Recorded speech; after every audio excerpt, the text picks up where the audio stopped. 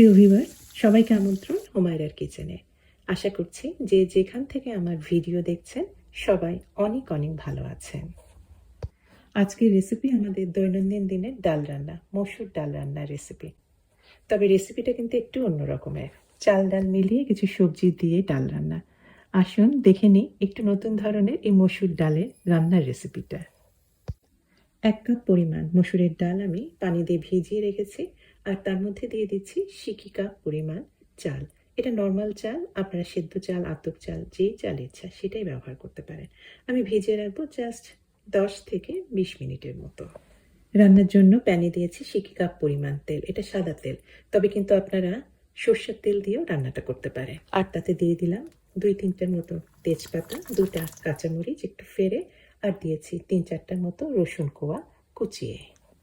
আর মুঠোভর্তি করে দিয়েছি একটা বড় সাইজের পেঁয়াজ স্লাইস করে। এখন কিছুক্ষণ একটু নাড়াচাড়া করব। একটু ট্রান্সপারেন্টের মতো রংটা চলে এসেছে। এখন আমি দিয়ে দিচ্ছি কিছু সবজি। দিয়ে দিলাম একটা পাকা টমেটো, আমি কয়েকটা টুকরা করে নিয়েছি।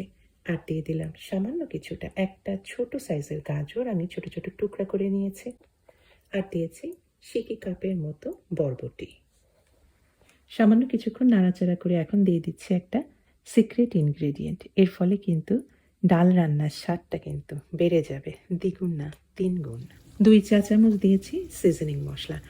দোকানে যে সুপার মার্কেটগুলিতে যে ম্যাগি, যে কিউব বা যে বিভিন্ন ধরনের স্যুপ তৈরি যে কিউব পাওয়া যায়, আবার ইনস্ট্যান্ট নুডলসগুলি প্যাকেটের ভেতরেও কিন্তু দেখবেন যে এরকম একটা সিজনিংয়ে একটা মশলা থাকে, সেটাও ব্যবহার করতে পারেন। আর দিয়েছি 1 চা চামচ পরিমাণ ধনে গুঁড়া আর 1 চা চামচের মতো জিরা গুঁড়া। আর ভেজানো চাল ডালটা এখন দিয়ে দিলাম পানিটা ঝরিয়ে।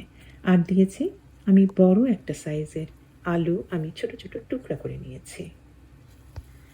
মনে হচ্ছে যেন খিচুড়ি রান্না করছি, তাই না? আসলে এটা খিচুড়ি না, এটা ডালই রান্না হবে।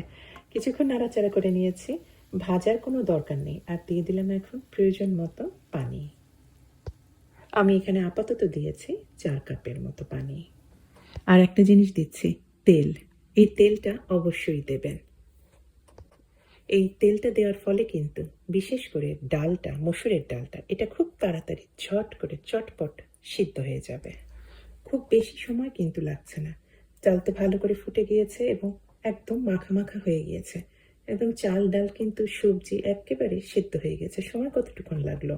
মনে হয় 10-12 মিনিটের মতো। ডাল ঘুটনি দিয়েও এখন এই ডালটা ভালো করে ঘেটে নিতে পারেন, তবে এই ক্ষেত্রে ডালটা একটু ছাবড়া ছাবড়া হয়ে থাকবে।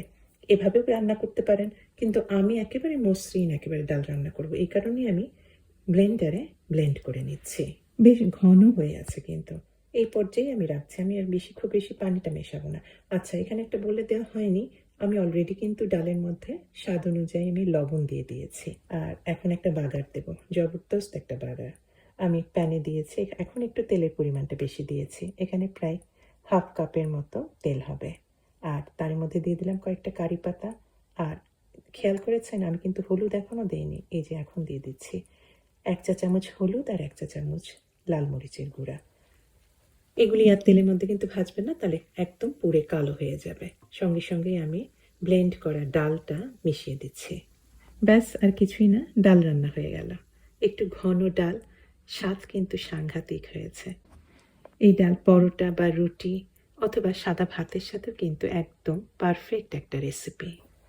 আশা করব আজকের এই সাধারণ দৈনন্দিন দিনের একটু অন্য রকমের ডাল রান্নাটা আপনাদের পছন্দই হবে। আর রেসিপি যদি পছন্দ হয়ে থাকে তাহলে অনুরোধ করব অবশ্যই আমার চ্যানেলকে সাবস্ক্রাইব করবেন, লাইক দেবেন, শেয়ার করবেন। আর পাশে থাকা বেল আইকনটা প্রেস করে রাখবেন, তাহলে আমার সমস্ত নতুন ভিডিওর নোটিফিকেশন আপনার কাছে পৌঁছে যাবে সবার প্রথমে। সবাই ভালো থাকবেন, সবার সুস্বাস্থ্য আর কল্যাণ কামনা করে শেষ করছি আজকের আয়োজন। আল্লাহ হাফেজ।